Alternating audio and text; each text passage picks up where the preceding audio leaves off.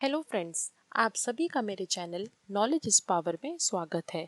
आज हम जानेंगे ब्लॉकचेन टेक्नोलॉजी क्या है, ये कैसे काम करती है और इसके फीचर्स कौन से हैं। ब्लॉकचेन एक ऐसी टेक्नोलॉजी है जिसके द्वारा ट्रांजैक्शंस की एंट्रीज को सेव करके रखा जा सकता है, यानी एक डिजिटल बही खाता और डिजिटल लेजर है। जब कोई डिजिटल ट्रांजैक्शन होता है तो उसकी पूरी जानकारी एक ब्लॉक में सेव हो जाती है। ब्लॉक के अंदर के डेटा को क्रिप्टोग्राफी टेक्नोलॉजी द्वारा इनकोड करके रखा जाता है, जिसे हैश कहते हैं। यह एक प्रकार की हाई सिक्योरिटी है जिसके द्वारा डेटा को प्रोटेक्टेड रखा जाता है और यह सभी ब्लॉक्स एक दूसरे से जुड़ जाते हैं। जब ये सभी ब्लॉक्स एक दूसरे से सीक्वेंशियली जुड़ते चले जाते हैं तो ये ब्लॉक्स की एक चेन बन जाती है जिसे ब्लॉकचेन कहा जाता है। ब्लॉकचेन में कोई भी सेंट्रलाइज्ड सिस्टम नहीं होता, यानी सेंडर और रिसीवर दोनों भी बिना किसी बैंक या थर्ड पार्टी के ट्रांजैक्शंस कर सकते हैं। डिसेंट्रलाइज्ड लेजर होने से इसमें ट्रांसपेरेंसी होती है, जिससे नेटवर्क में जुड़े नोड्स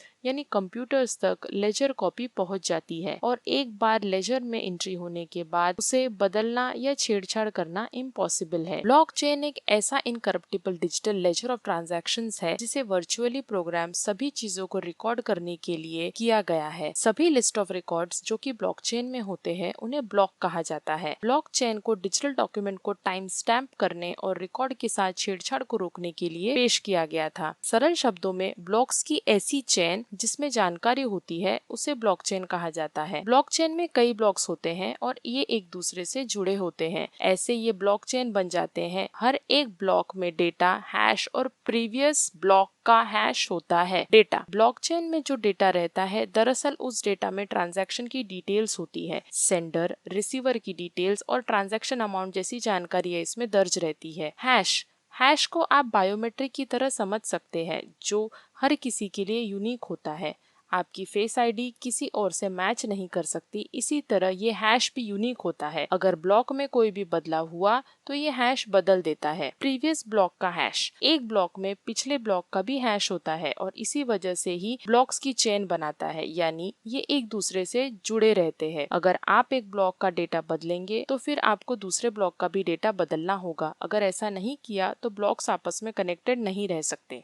आइए अब जानते हैं फीचर्स ऑफ ब्लॉकचेन के बारे में। पहला फीचर है पब्लिक डिस्ट्रीब्यूटेड लेजर। ब्लॉकचेन एक डिसेंट्रलाइज्ड पब्लिक डिस्ट्रीब्यूटेड लेजर है जिसका उपयोग कई कंप्यूटरों में ट्रांजैक्शन रिकॉर्ड्स को रिकॉर्ड करने के लिए किया जाता है, जो कि लोगों को उनके पैसे को कंट्रोल करने की क्षमता देता है, जिससे कि कोई भी थर्ड पार्टी या कोई भी गवर्नमेंट इन पैसों को एक्सेस या मॉनिटर नहीं कर सकते। इसीलिए यह एक डिस्ट्रीब्यूटेड लेजर डेटाबेस है जिसे ब्लॉकचेन नेटवर्क के यूजर्स के बीच शेयर किया जाता है। ट्रांजैक्शन को बिटकॉइन नेटवर्क से जुड़े यूजर्स द्वारा एक्सेस और वेरीफाइड किया जाता है, जिससे साइबर अटैक की संभावना कम हो जाती है। यह इंश्योर करता है कि साइकिल्स की यूजर के पास एक ट्रांजैक्शन की डिटेल्स की एक कॉपी हो। यदि किसी के ने अपना लेन देन विवरण खो दिया है तो वह अन्य यूजर से डिटेल्स ले सकता है। दूसरा फीचर है encryption. Blockchain cryptographic algorithm SHA-256 का उपयोग करके अनऑथराइज्ड एक्सेस को समाप्त करता है, ताकि यह इंश्योर हो सके कि ब्लॉक सुरक्षित है। ब्लॉकचेन में प्रत्येक यूजर्स की अपनी चाबियां होती हैं।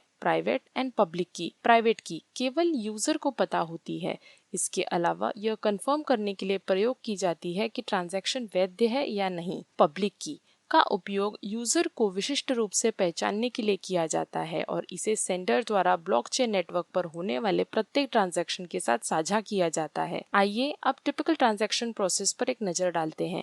मान लीजिए कि एक सेंडर हैश फंक्शन के माध्यम से एक मैसेज भेजना चाहता है और मैसेज के हैश वैल्यू को जनरेट करता है। हैश वैल्यू को क्रिएट करने के बाद इसे सिग्नेचर एल्गोरिदम और प्राइवेट की के माध्यम से पास किया जाता है और इस तरह डिजिटली साइन डॉक्यूमेंट क्रिएट किया जाता है। जब हम डिजिटल सिग्नेचर और पब्लिक की वेरिफिकेशन फंक्शन से पास करते हैं तो हमें एक हैश आउटपुट मिलता है, जिसकी तुलना ट्रांजैक्शन मैसेज से प्राप्त हैश वैल्यू से की जाती है। हैश फंक्शन एक unique digital fingerprint of data create करता है, जो कि वन वे फंक्शन में डिजाइंड होता है। इसका मतलब वह डिक्रिप्ट नहीं किया जा सकता है ओरिजिनल टेक्स्ट में। तीसरा फीचर है proof of work. Proof of work एक प्रोटोकॉल या तरीका है जो ट्रांजैक्शन को एक तरह से वेरीफाई करता है। बिटकॉइन माइनर्स काफी पावरफुल कंप्यूटर्स के साथ काम करते हैं जो कि काफी जटिल मैथमेटिकल पजल सॉल्व करते हैं। जो माइनर सबसे पहले उसे सॉल्व करता है उसे बिटकॉइन के तौर पर रिवॉर्ड मिलता है। इसमें 10 मिनट तक का समय लग सकता है। यह प्रॉब्लम्स दरअसल ब्लॉक में ट्रांजैक्शन को वैलिडेट करने के लिए किया जाता है। माइनर्स ट्रांजैक्शन को वेरीफाई होने पर ब्लॉक के भीतर ब्लॉकचेन में ट्रांजैक्शन को कंफर्म करते हैं। मैथमेटिकल पजल को सॉल्व करने के लिए प्रूफ ऑफ वर्क माइनर्स एक दूसरे से कम्पीट करते हैं। पजल को हल करने वाले पहले माइनर को रिवॉर्ड दिया जाता है। इसे एक एग्जाम्पल से समझते हैं। मान लीजिए जैक एक ट्रांजैक्शन के थ्रू एल्सा को मनी सेंड करना चाहता है। ये requested transaction peer to peer network of computers से हम नोड्स कहते हैं उसमें सेंड होती है एंड वेरीफाई की जाती है by miners. This verification process is called proof of work. जैसे ही वेरिफिकेशन कंप्लीट होता है ट्रांजैक्शन कंबाइन की जाती है with other transactions to create a new block in the blockchain and hence Elsa receives the amount. चौथा feature है mining. Blockchain में जब माइनर्स अपने रिसोर्सेज, समय, धन, बिजली आदि का उपयोग कर एक नए ट्रांजैक्शन को वैलिडेट करते हैं और उन्हें पब्लिक लेजर पर रिकॉर्ड करते हैं तो उन्हें एक रिवॉर्ड दिया जाता है। माइनर्स को मिलने वाला इनाम 12.5 BTC है। ब्लॉकचेन का यूज दूसरे कई सेक्टर्स में हो रहा है, साथ ही उसकी सुरक्षा को और भी बढ़ाने के लिए काम किया जा रहा है। आपको यह वीडियो कैसा लगा हमें कमेंट में लिखकर ज़रूर बताइए ताकि हमें भी आपके विचारों से कुछ सीखने और कुछ सुधारने का मौका मिले। मेरे चैनल नॉलेज इज पावर को लाइक और सब्सक्राइब कीजिए ताकि ऐसे और वीडियोस का आपको अपडेट मिलता रहे। Thank you.